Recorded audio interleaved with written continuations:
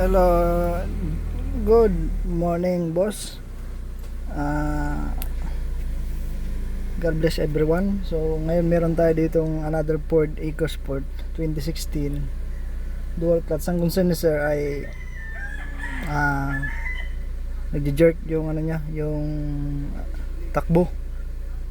Pero normal yung engine, umaandar, starting normal sa transmission. So, upon diagnosis, so nag-scan muna tayo. So nakita natin ay dito sa TCM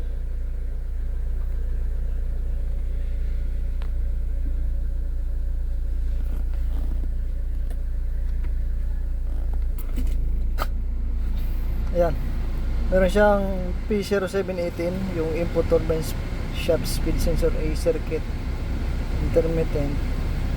So ngayon mag check tayo ng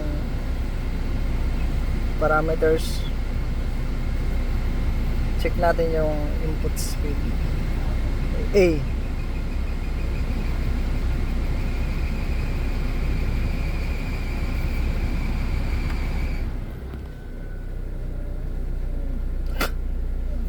Sa yung A, yung B, saka yung output.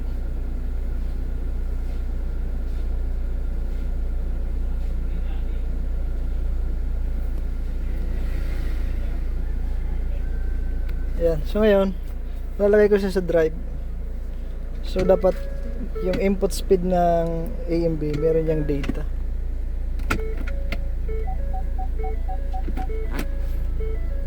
Ayan. So yung B or yung 2 speed sensor, input shaft speed sensor, yung sa transmission is meron siyang nakikita RPM detect, pero sa A wala. Yung outspeed speed wala kasi hindi tayo naka-brake tayo. Neutral, okay.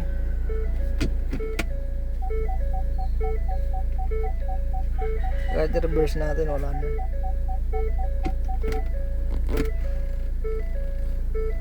So titingnan natin kung problema ay wiring or yung sensor mismo. So yan lang po, and God bless. Update na lang po after magawa.